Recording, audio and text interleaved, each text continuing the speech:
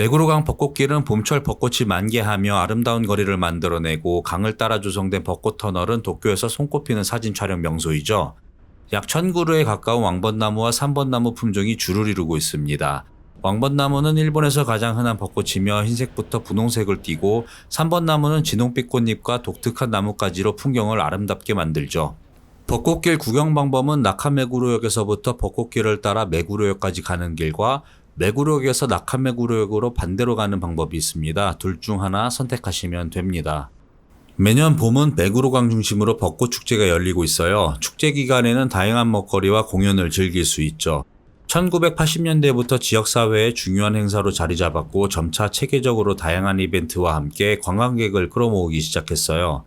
도쿄를 대표하는 벚꽃 축제로 매년 수십만 명이 방문하고 있습니다. 낮에는 벚꽃이 맑고 하얘서 천국이 이런 느낌일까 싶고 밤에는 조명으로 핑크빛을 더욱 화려하게 만들어서 술을 먹지 않아도 사람들이 미쳐있는 걸 볼 수 있습니다. 벚꽃길, 단점도 있어요. 벚꽃은 1년 한철이라 기간이 일주일 내로 짧고 개화 시기가 일정하지 않다는 것과 사람이 너무 많아 오히려 스트레스를 받을 수 있어요. 벚꽃보다 사람을 피하느라 진이 빠지게 됩니다. 그래서 저는 만개한 첫날이나 만개 직전 평일에 보러 갑니다. 만개한 꽃을 불편하게 보기보단 덜 아름답더라도 편하게 보는 것이 좋기 때문이죠. 그런데 제가 뉴스를 잘못 봤나 봅니다. 만개 직전은커녕 한 개도 피지 않았네요.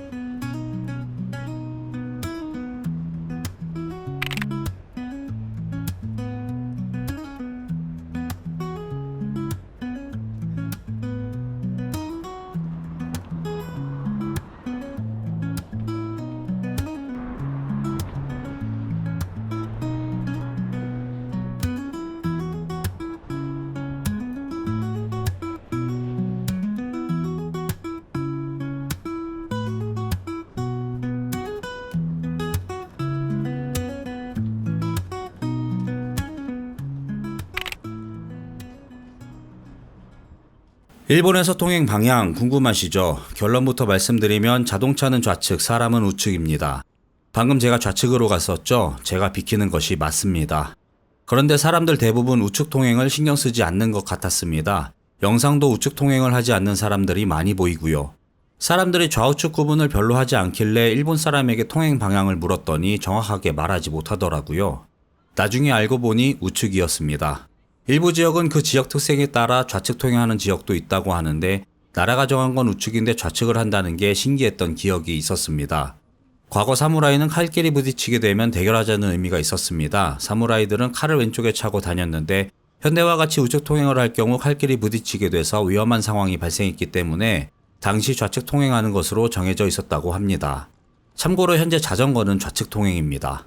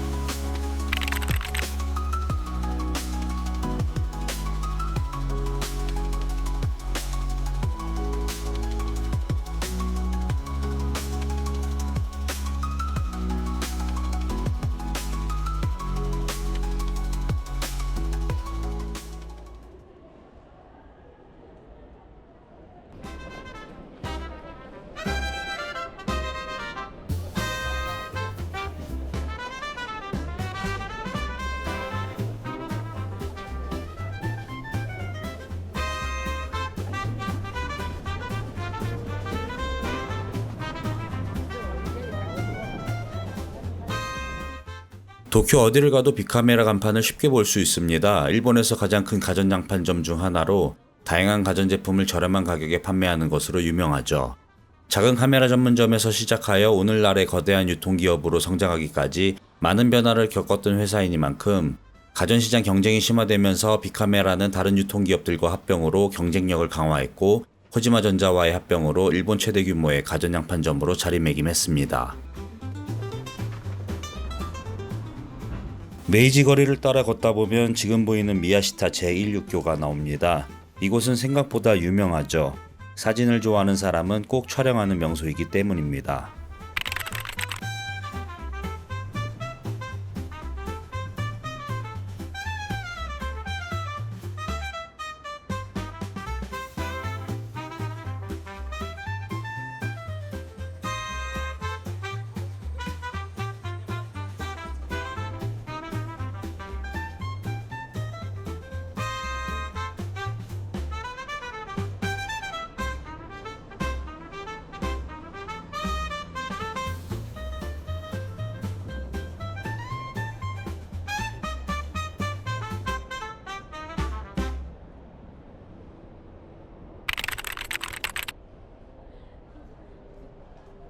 지금 들어선 이 건물은 미야시타 파크입니다. 1953년 도쿄 최초 옥상공원으로 오픈하였고 2019년 재개발을 통해 옥상은 축구장보다 넓은 푸른 잔디와 함께 도시 풍경을 감상할 수 있는 공간이 있습니다.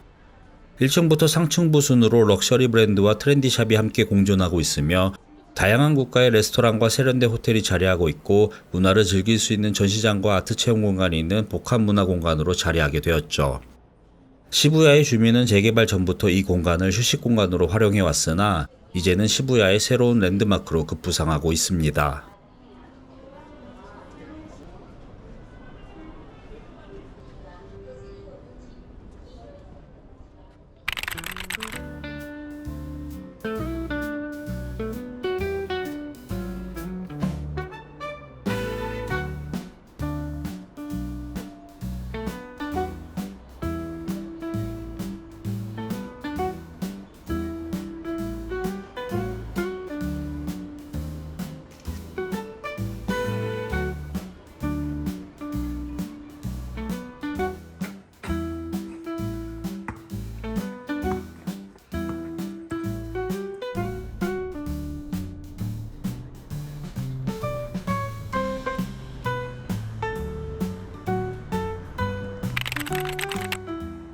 하라주쿠는 단순한 지역명을 넘어 전 세계적으로 유명한 패션, 음악, 예술의 중심지로 자리 잡고 있습니다. 특히 젊은 세대의 개성이 넘치는 곳으로 항상 새로운 문화가 탄생하고 발전하는 곳입니다.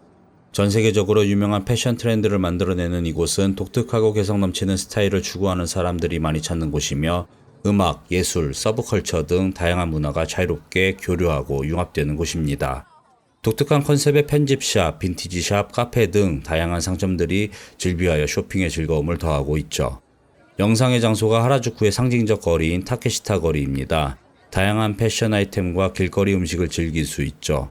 라포레 하라주쿠는 젊은 층에게 인기 있는 패션 편집샵과 카페, 레스토랑 등이 모여있는 복합문화 공간이고 그리고 빈티지류와 잡화를 판매하는 상점들이 모여있는 골목과 명품샵, 편집샵이 한데 있는 오모테산도 힐즈가 있습니다.